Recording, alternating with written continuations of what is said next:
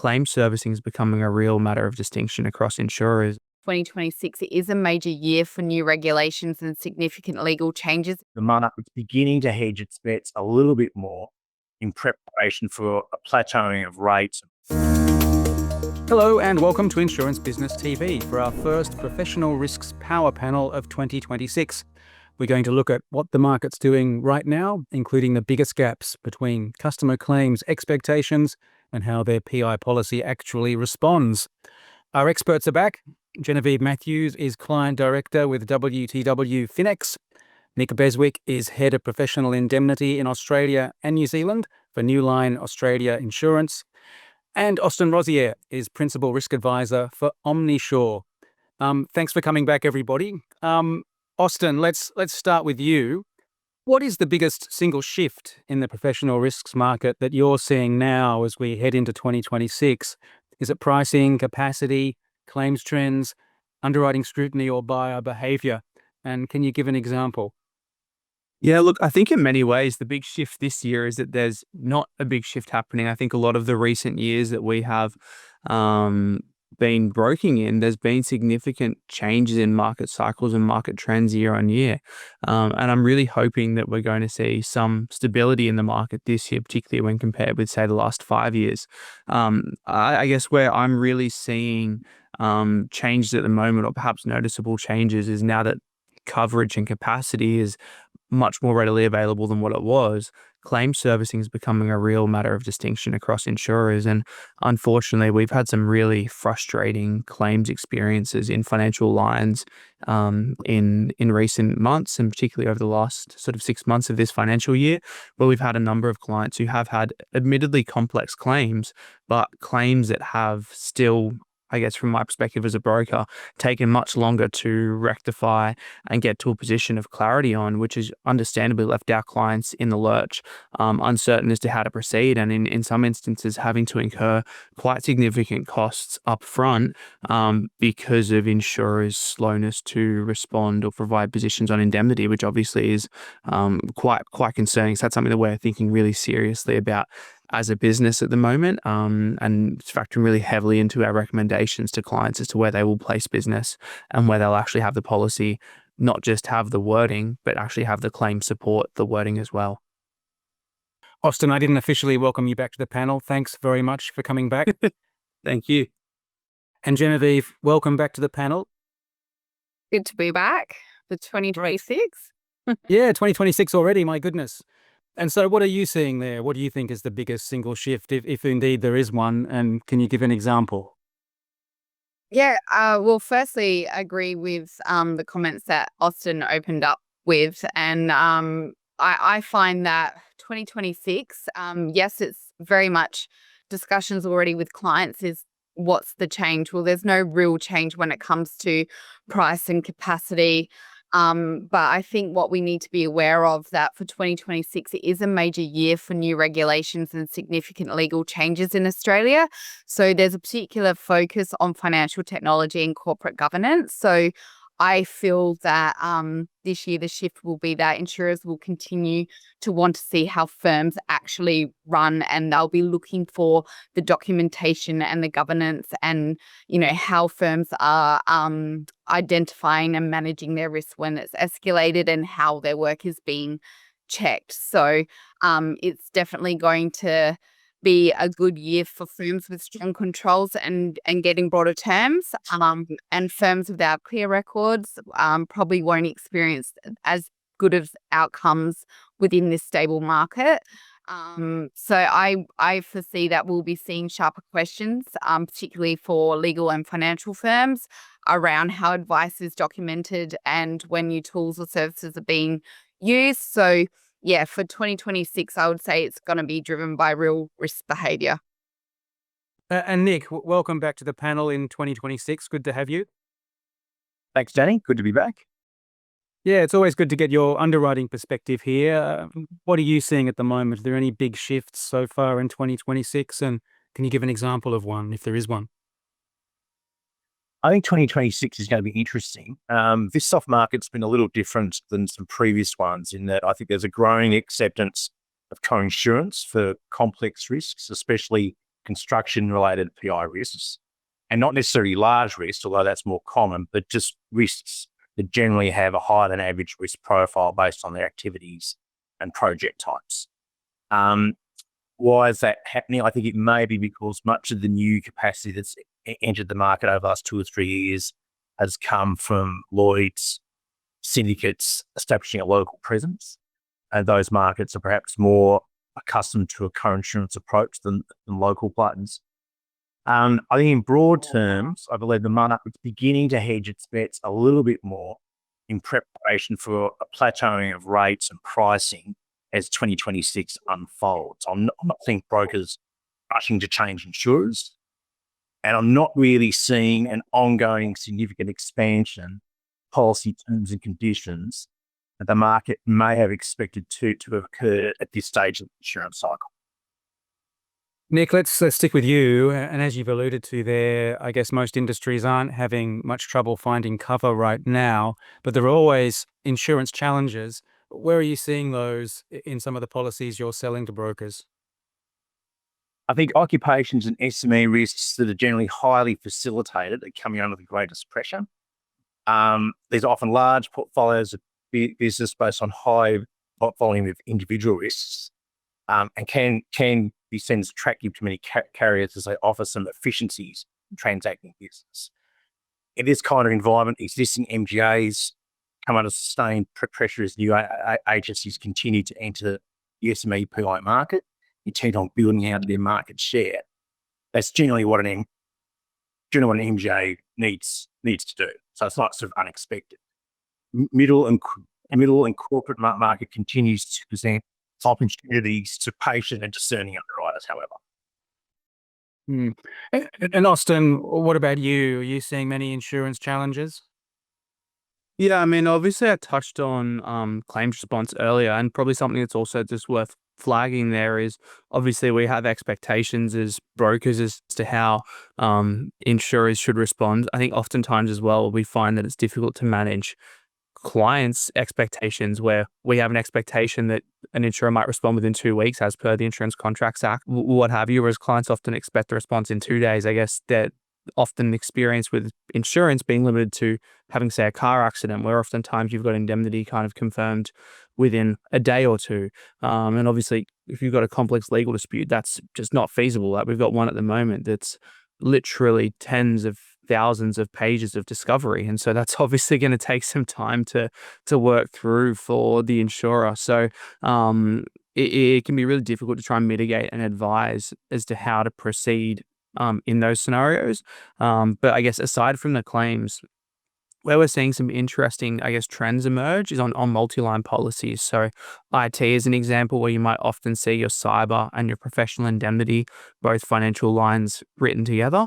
Increasingly, we're seeing insurers opt for a shared limit. And it's not always something that is obvious at face value in a policy wording or in a policy schedule.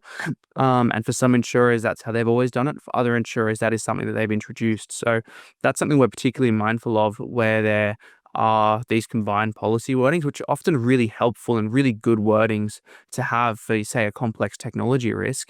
But obviously there can be some downside there where you might have a client inadvertently in breach of contractual obligations if they are required to hold, say, a 5 mil cyber limit and a 10 mil PI limit with a 20 mil aggregate. A claim across a cyber line could theoretically render them in breach of their PI obligations because of the fact that the aggregate limit has been eroded and the like. So that's something we're just watching really carefully and just making sure that we're advising clients on, and also working with insurers to provide solutions and to obviously segregate those limits and silo those limits where possible. And then something as well that we're seeing increasingly is as policies become more fragmented and as I guess the types of claims we're seeing can become much more varied. We're seeing there'll be a lot of questions around how a deductible operates, particularly again in these more nuanced either multi-line claims or claims which might be occurring across, say, multiple territories. And that's something where we've actually had multiple instances of in the past 12 months where we've actually had to negotiate and work with the insurers to really understand what their wording actually means, to make sure the correct deductible applies. And on more than one occasion, we've actually had the deductible shifted to something more favorable for our client, because scenarios have occurred that have been, I guess, outside the anticipated scope of what a policy might respond to. So that's been something that's been really interesting. And I think as policies become more fragmented, as the legal environment in which we're operating becomes more complex, I think having a really clear deductible structure is going to be something that really benefits clients, but obviously requires work from the insurers in updating wordings and whatnot, which, as we know, updating a wording isn't something that occurs overnight. Often it can take 2-3 years to go from top to bottom and get legal sign off and what have you. So that's something that I'm really hoping we see in the future. And Genevieve, what are your insurance challenges right now? Yeah, the joys of going last is that the other two usually say what very much think alike. One thing, just tailing on the back end of that is, yes, there's still access to cover, but it's to us the real challenge is expectations. So it's, does the policy actually fit the exposure? And a major pressure point is contract alignment. Many of our clients assume that their policy automatically matches the terms in their contracts. So unless this alignment happens early, or we're engaged and we're aware of what their contracts actually involve, the policy may not respond the way that they actually expect it to. And we find that this only becomes clear when either a claim comes in or they've won a tender and they haven't engaged us in on that tender, and they're asking us to produce a certificate with information on there that we just can't produce. So we're also seeing that due to the current market being stabilized, there is more movement between insurers. And so that can also create a challenge of continuity of cover.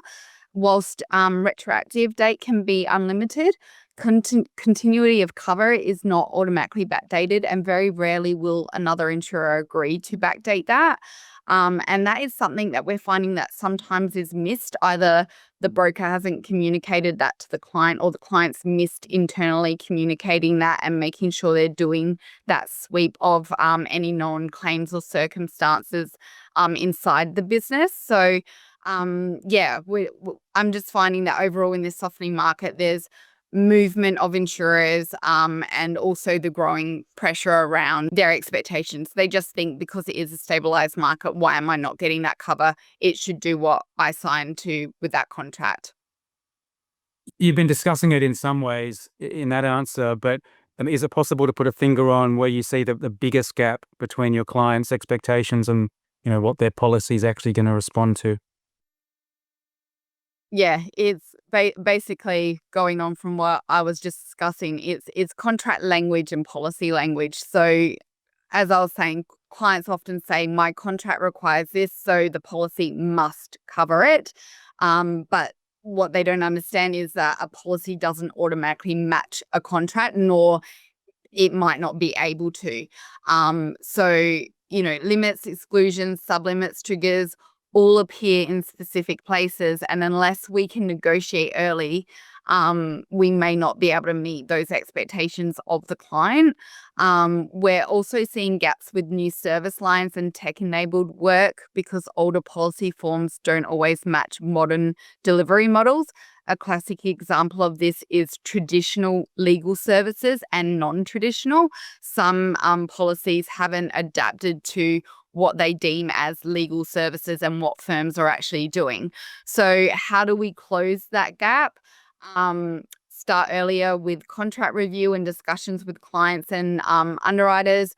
Explain what their actual policy coverage is by working with our technical team, giving them a cheat sheet so they actually understand, and it's not just limits and price that the client is thinking, and also giving the underwriters a clear picture of what our clients are doing and the controls and governance, so that they have confidence in underwriting the risk and they're actually underwriting the risk for what it is. So yeah, it's just aligning expectations early for hopefully a smoother placement and obviously more accurate placement.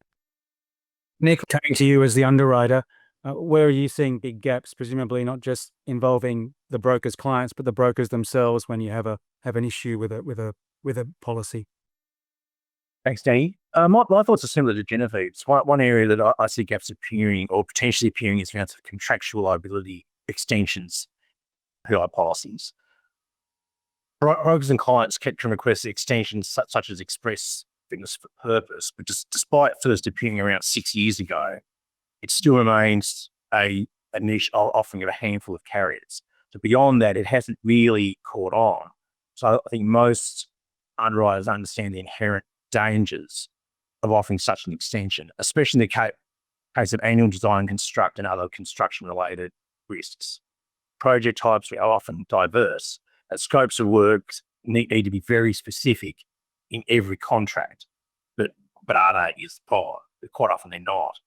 The potential gap is exposed when insured with such an extension, which change insurers for any number of reasons, and find that they're boxed in or have a very limited number of markets to choose from because they've accepted contractual provisions around that particular issue. That also becomes restrictive for brokers. For some reason, there's limited markets with which to place that business. Thanks a lot, Nick. And Austin, coming to you now, this time in third position, where are you seeing the biggest gaps and what can you do about it? Yeah, for sure. Look, and I think circling back to sort of, I guess, the tail end of Genevieve's answer to the prior question in the start, there is still a lot of misunderstanding from clients as to what insurance can and will cover, even ignoring contractual requirements. We're often finding clients might be in a scenario where someone has said they've done something wrong, whether or not there's merit to that. And clients can be really confused as to, well, I've not done anything wrong, so therefore I shouldn't have to pay an excess, or like my insurer should just leave and I shouldn't have to do anything. Or scenarios where like they might have done something wrong and there might be an issue, but it might actually be a contractual dispute as opposed to something that I guess insurance can inherently cover. So that's something that we're having a lot of conversations with clients around at the moment. And clients really just going, oh, well, the market is soft, so they're wanting cover for this, but that might not be something that insurance has ever covered or is ever intended to cover. And a lot of insurers may feel that if they were to cover that, it may set a really dangerous precedent for what they might then be on the hook for in the future. So that's something that we're always going to have conversations with clients around. And I think obviously we see ourselves as educators in that respect and really try to make sure that clients are aware of what their policies do and how they function from the outset. But obviously, it's all well and good to talk about it as a hypothetical. It can be quite different when you've actually got the problem in front of you and your business is at risk and what have you. So that's something that we're having a number of conversations around.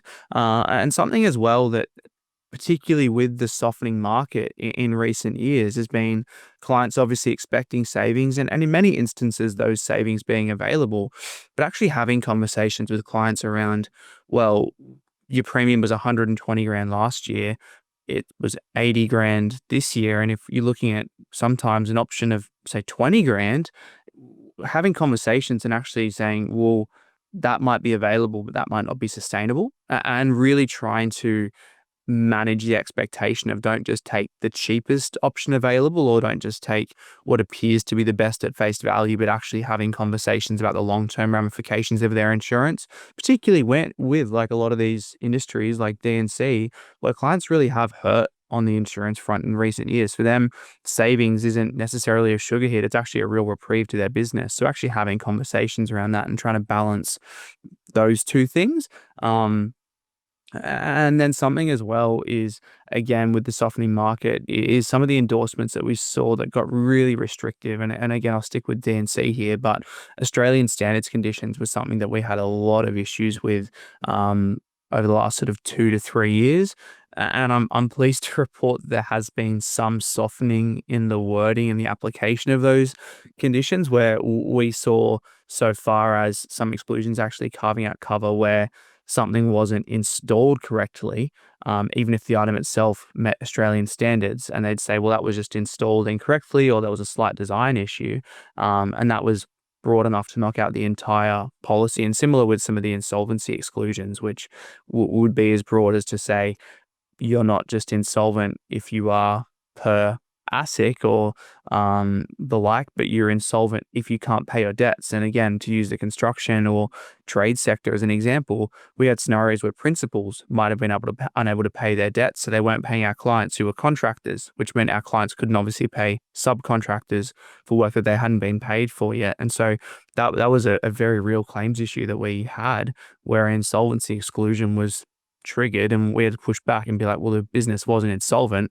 It was just effectively a contractual dispute that meant our client couldn't pay their subcontractors because they'd not been paid by the principal. So there's just still, I guess, some shifting expectations where there is still improvement, but perhaps clients' expectations of what's going to improve are sometimes greater than what's actually still available in the market. And Austin, our last question, which in some ways is talking about what clients might hope for that might improve in the market if you were to have your way.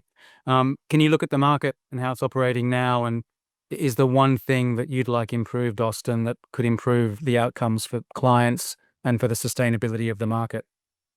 Yeah, look, for sure. Look, there's a couple of things here, and I think I alluded to one before, but pricing stability is a really big one. I am concerned that in some instances, if pricing does go too far in the opposite direction, we're just going to bounce right back into a hard market. And we all know how challenging that was, both as underwriters and brokers, but also for our clients. And so it'd be nice to see some stability. And there are certain insurers who really model that, and they just aim to be in a hard market or a soft market a solution and have much more pricing stability.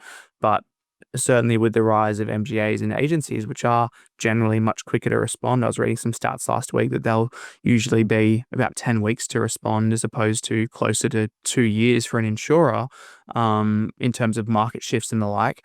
But that's something where stability would be really good. And I think if we saw less of this going on, it'd be beneficial for everyone. I think simplified wordings is something as well. Like, that's something where there's been a lot of changes, and as the legal framework becomes more complex, it can be really easy to obviously just add on to a policy wording. But it would be obviously fantastic if we saw that ease up a little bit and we saw some policy wordings that could be understood, I guess, more readily in plain English.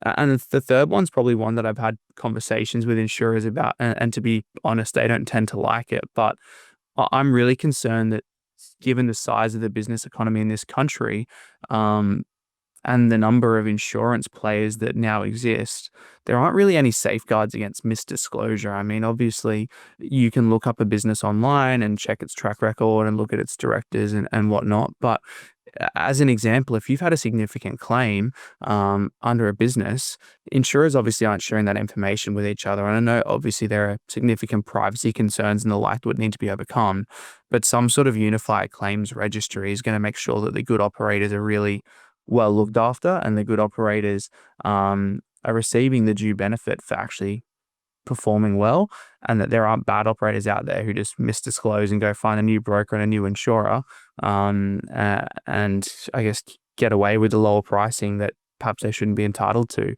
And that's something that I guess I'm quite concerned about, what that looks like, not just today, but into the future, as the fragmentation across the sector continues. And Genevieve, what about you? Is the one thing you'd like to change in the market if you had the power to do so? Yeah, very much going on by what Austin was saying. It's many placements still with clients start with price. And I think also then we kind of start with price with the underwriter. And honestly, we need to lift risk clarity early in on the process and stop talking about price. We need to start having our clients present consistent picture of their governance, their controls, their technology, project risks, so that we can actually start negotiating with underwriters, tailoring the wording to fit what they're doing and where they're going in the future. Like, now's the time to do it. Look, do you have the correct limits? Can we bump up the sub limits? Is kind of investing more on the coverage that you're getting. Because again, if we keep focusing just on price, I agree. I can't see how the prices that we're getting at the moment are going to remain sustainable for underwriting portfolios in the near future. So yeah, I to me, it's lift risk clarity and be more transparent. Thanks, Genevieve. And Nick, you get the last word here. Are you getting sick of hearing about price, or what's something you'd like changed? I don't really disagree with much of what Genevieve and Austin have just said. I think all market participants would be better served by taking a longer term view that challenges the relevance of the accepted insurance market cycle. I think most insureds want consistency and predictability.